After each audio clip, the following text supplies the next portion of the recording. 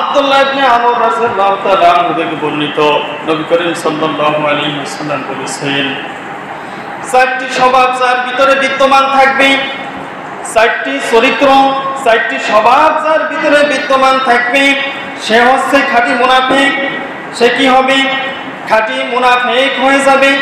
যার মধ্যে এর কোনো একটি স্বভাব যদি থাকবে, চারটির ভিতরে যদি একটি স্বভাব কারোর মধ্যে থাকে, সে হয়ে যাবে খাঁটি মুনাফিক।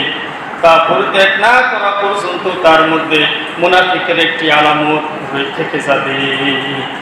পরিত্যাগ না করা পর্যন্ত মুনাফিকের একটি আলামত তার ভিতরে থেকে যাবে। এক নাম্বার আলামত হচ্ছে, আমানত রাখা হলে খেয়ানত করে। মুনাফিকের এক নাম্বার চরিত্র কি? আমানত রাখা হলে খেয়ানত করে। কি করে?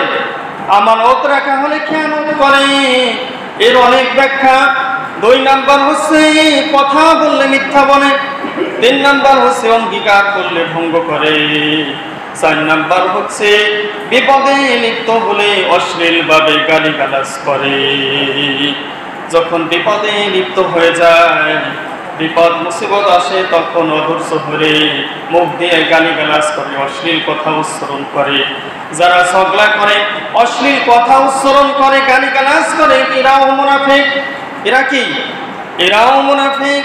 তাহলে মুনাফিকের 4টি আলামত রাসূল সাল্লাল্লাহু আলাইহি ওয়াসাল্লাম বললেন। 1 নাম্বার হচ্ছে আমানত রাখা হলে খেয়ানত করা, কথা বললে মিথ্যা বলে যারা, অঙ্গীকার ভঙ্গ করে যারা, আর যারা মুখ দিয়ে অশ্লীল কথা বলে। এই 4টির একটি আলামত যদি কারো ভিতরে থাকে, সে হবে পাক্কা খাঁটি মুনাফিক।